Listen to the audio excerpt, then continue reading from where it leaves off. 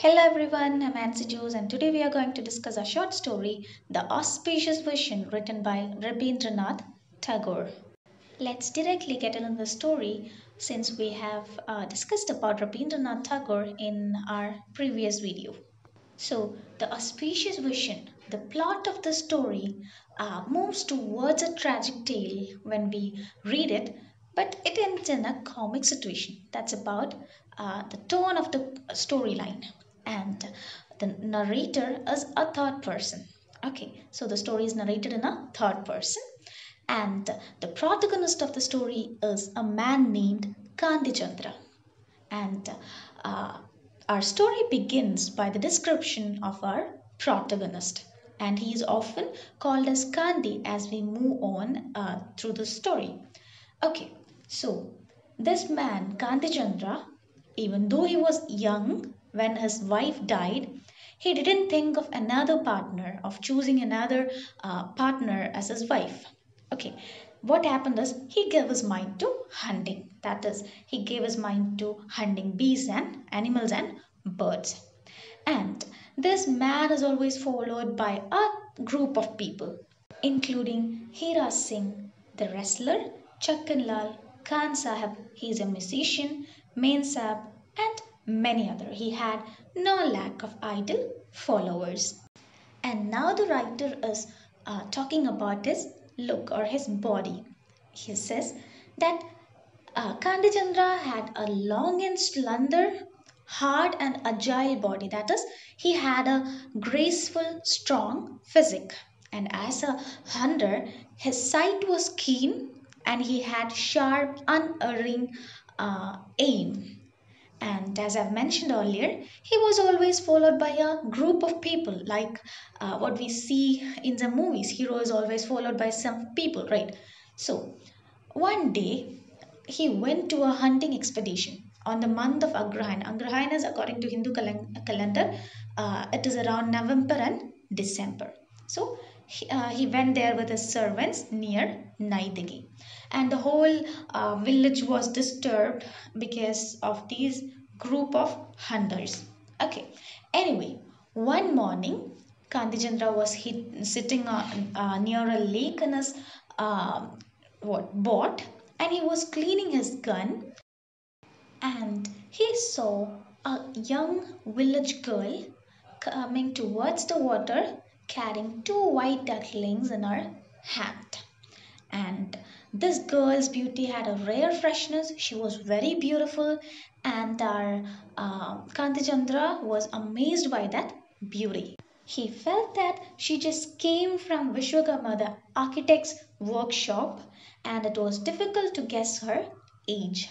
And it is said that her figure was almost like a woman's, but her face was so childish. That is, she is in that maturing phase. Fine.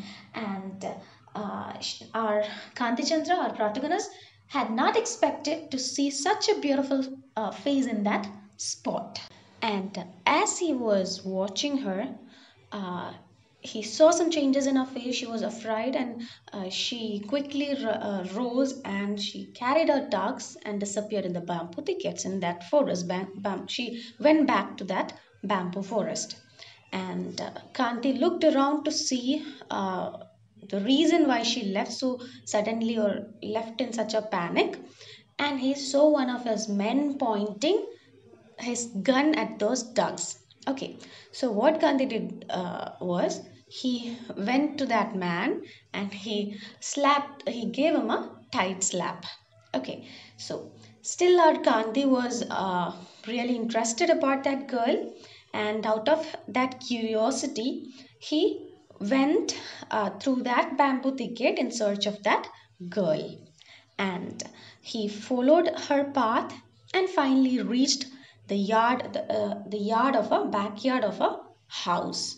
And in that yard he saw some huts on one side and a clean cowshed on the other side, and there was a sissif bush. That is, it is a kind of shrub. It was there. So the writer is describing about the scene where our hero saw the heroine. Okay, and what our heroine or what the girl was doing is she was sitting near that bush, and she had a wounded dove on her lap, and she was crying over that dove, and she was wetting her up, end of her cloth, and wetting or dripping that water to the dove's beak. And this girl had a cat beside her, and this little picture set in that peaceful time really impressed Kanti. Okay, as the writer says, it instantly touched or impressed Kanti's sensitive heart. That is, he was really interested or impressed by this girl. And during the dawn, at the dawn when he saw her near that river, he felt that she is some forest queen, and right now for him she looks like a divine housewife.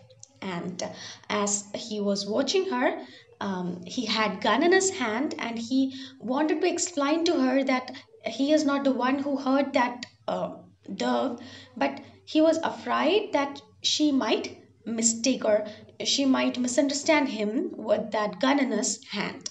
And as he was planning to move towards her, suddenly there was a call from the house, Sudha, and she immediately rose and left with that dove.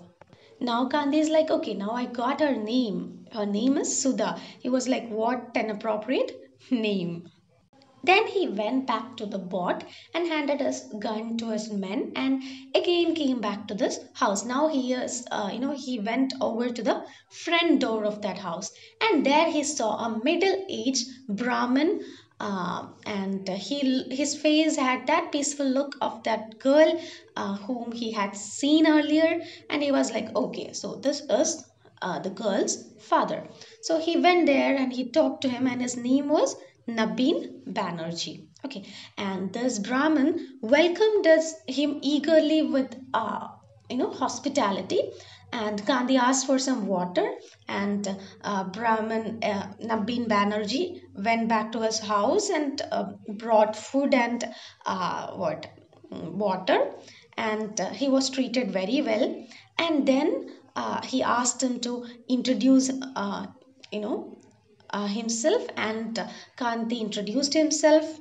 And during their talk, this Brahmin revealed that his only concern about is regarding his daughter's marriage, his daughter Sudha's marriage. And hearing this, Kanti was really excited, and he said that, okay, we'll have a talk about that marriage of your daughter in my bot. Okay, if you're free next day, please come to my bot, we'll have a discussion. So, the very next day, as he promised, Brahmin went to the bot, and then Kanti saluted him, and he bent himself with respect and begged the hand of Brahman's daughter for himself. And Brahman was really surprised. He was overwhelmed because Kandi not only belonged to a well known Brahman family, and he was also very wealthy, and he had such a high position in society. So he was really happy for his daughter. At the same time, this Brahmin couldn't believe what he is hearing, and he was repeatedly asking whether Kanti desired to marry his daughter. And he also asked whether Kanti doesn't want to meet her or see her or talk to her before marriage. And Kanti was like, okay, in mind he was like, I have already seen her, so there is no need for that. And what he replied was like, oh, no need. That's not important. We'll see each other at the moment of auspicious vision. So auspicious vision is actually a ritual in Bengali wedding ceremony. That is, after the betrothal, after the engagement, groom and the bride are not supposed to see each other, and they'll see each other only at the time of a marriage. That auspicious vision, during that ritual, the veil will be removed and they'll see each other. That is auspicious vision. That is our title. And this auspicious vision is also called Shubha Drishti. Okay, Shubha Drishti.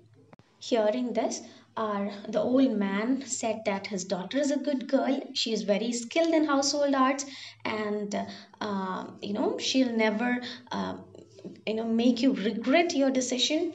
And even before that, Kanti asked about this girl to the villagers, and he got a good response about this girl. Okay, so now the wedding is fixed for the next month, that is according to the Hindu calendar, Jan Feb time. So our Kandi was not ready to wait. He wanted he didn't wanted to delay it, so it was fixed for next mug. And they even rented a brick built mansion from Mazumdars for the wedding ceremony. So let's see what happened in the marriage in the next video. Thank you.